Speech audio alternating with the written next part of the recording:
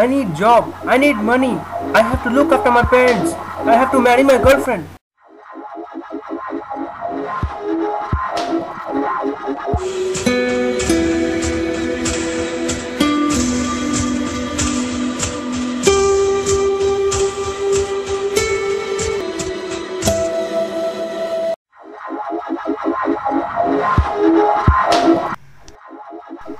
Job, money, unemployment, recession, burden, love.